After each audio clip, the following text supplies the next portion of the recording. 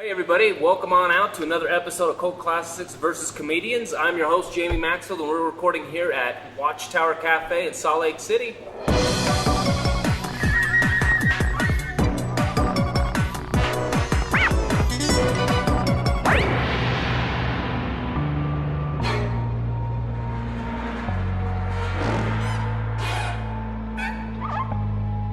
And I want to introduce you guys to some of my comedian friends here. I got Jady Peeters, Joe Everard, and Jason Harvey. And we're going to be talking about one of my personal favorite films growing up as a kid. I love this film. It's called, what is it called? Time Bandits, that's the name of it.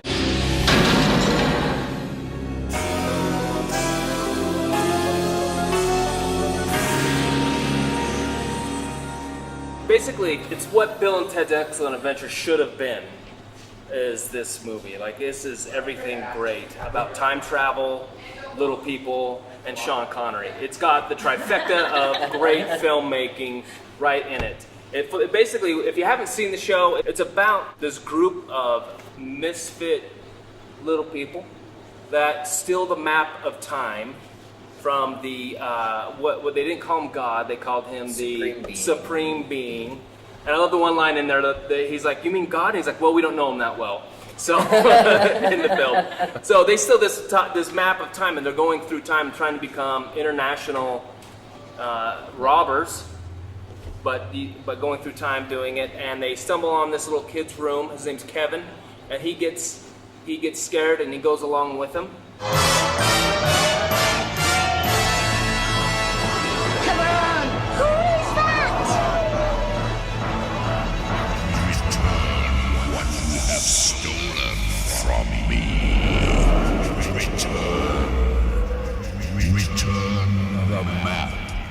On this little adventure, and they're bouncing through time, going through different places, trying to rob people. They robbed Napoleon. My favorite robbery was a reverse robbery where they go meet up with Robin Hood. It's Robin Hood! Say good morning, you scum! Good morning. You're all robbers. Oh, the then, best, Mr. Hood. Jolly good. And you're a robber, are you? Jolly good. And do you enjoy robbing then? Well, it helps pay the rent, sir.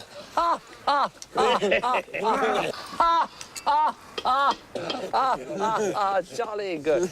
Right? Jolly good Robin Hood, and he ends up robbing them. And of course, the devil is involved, and he wants the map. So he convinces them to come to this new land and find him in the Castle of Eternal Darkness.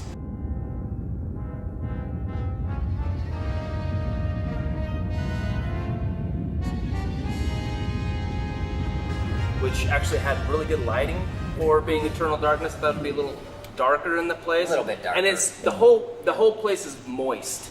Did you notice that? The whole, like everything in the whole building it just feels like damp.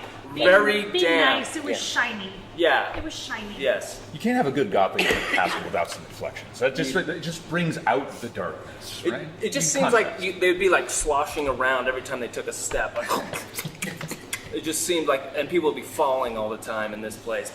And then they have this epic battle with the devil where they bring back all of these different people from time.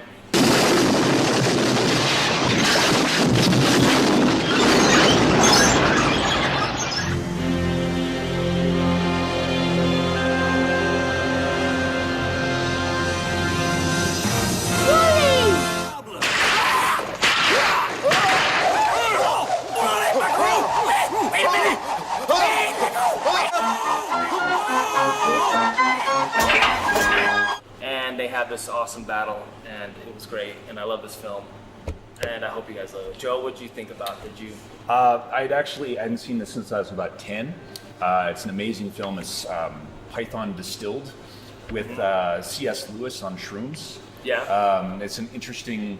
And then the allegory there is like, the thing I was wondering is like, why did they end up in the kid's bedroom? Because youth is the real treasure. We don't understand that. Yo, we don't want yeah. gold and rubies. Yeah. And that's why they're there. Yes, I think that's the point of What's God's name again? He's the ultimate... The Supreme Being. The Supreme Being. Yes, The Supreme Being. Yeah. Which turns out to be a British banker. Yeah. That was interesting. But, yeah. Yeah, this was good. How about you, JD? My favorite part of the whole film is the monster sailor's wife and how psyched she is to eat human flesh. Lovely. We could have them for breakfast. You mean eat their boots? No, dear. I mean eat all of them. Every little bit. That means the big pot and the large skewers. It's like the highlight of her year. Yeah, she's like singing songs. She's real excited about it. Get the big pot and stuff. We'll have them for breakfast. And she's, I really relate to that, so. Yeah, that was an awesome scene. That whole scene where the ship turns out to be the hat on top of this giant. Yeah. You know, and that's coming out of the water and stuff. I mean, that was just so epic scene. Right, Jason? It was. What'd you think? As a kid, this movie gave me anxiety, and I don't know why it was similar to Return of Oz, where it scared me for some reason. Watching it through this time, it was a lot more fun. Mm-hmm. I definitely caught on. As a kid, I didn't know. When I watched this as a child, wasn't aware of Monty Python. Yeah. And the dialogue back and forth between everybody didn't hit me as well written and as funny as it truly is as a show. But honestly, anything John Cleese is in, I am on board with, and he was fantastic as Robin Hood. Like that. Oh, it was so awesome. It was great. Honestly, just where the guy's mumbling to him and he keeps like, well, what is that guy saying? There we are. Congratulations. Well done. There we are. Well done. Congratulations.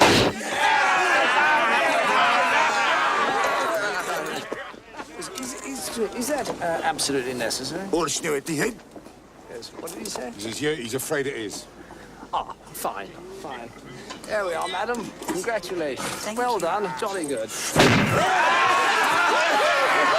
What I love about like British comedy and humor is that it's like you said, the writing is so good. There's a lot of like you have to really listen to the dialogue because there's a lot of that goes on, and the relation, like, so when Robin Hood steals from them and then they're all complaining about what a lazy SOB Robin Hood is from, I mean, he didn't even understand how much work it took us to steal all this stuff. Yeah.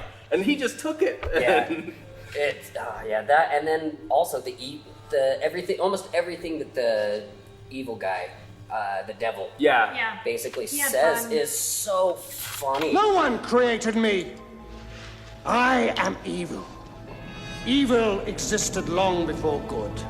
I made myself. I cannot be unmade. I am all powerful.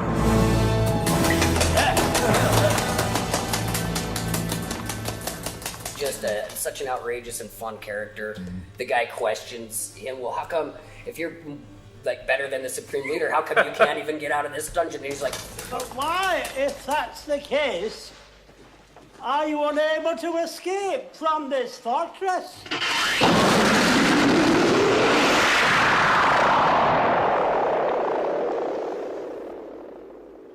It's a good question. I can understand having anxiety over it, though, because I wasn't allowed to watch this movie as a child because I think my parents rightly thought it was too scary.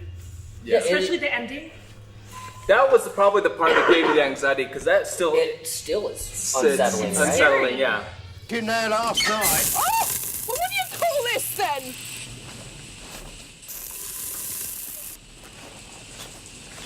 Mom! Dad! It's evil! Don't touch it!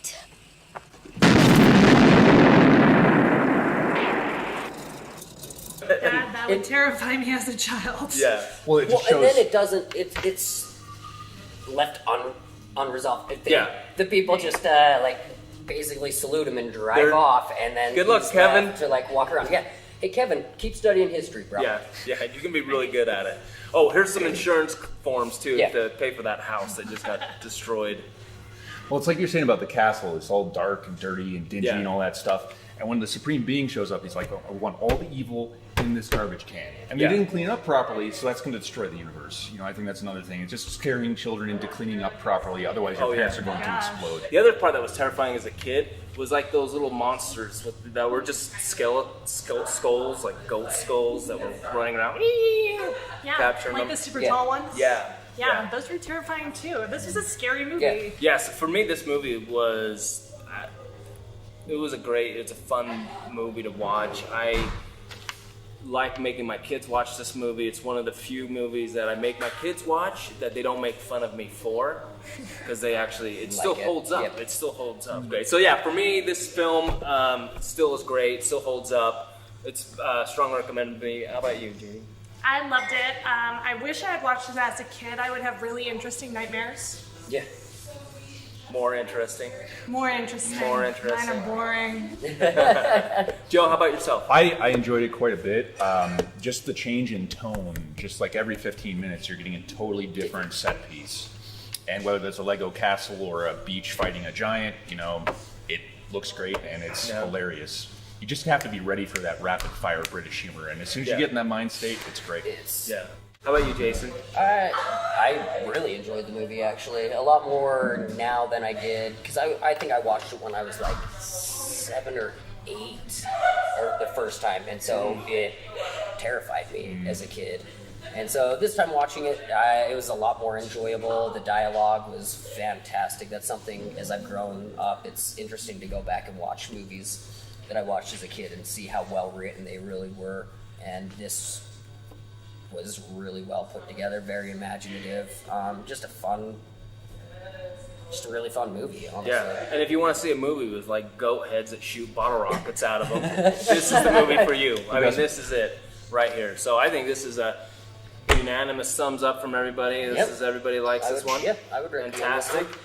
We all loved it. So again, we want to thank everybody for joining us for this episode of Cult Classics vs. Comedians. Where can people find you guys? Joe, how about yourself? I'm on Twitter at denormalized Joe. That's DE and then normalized. Sweet. Joe. Nice. Jady? I'm online blogging at jadybyproxy.com. Nice. Jason? I'm on Twitter at Jason_Harvey. And of course, I'm just Jamie Maxfield at Twitter. So just follow me on Twitter there. And we want to thank our sponsors, Big Shiny Robot, and we also want to thank the folks here at Watchtower Cafe for allowing us to come in and film here. And we'll see you guys on the next episode. Thanks for joining us, everybody. Thank you.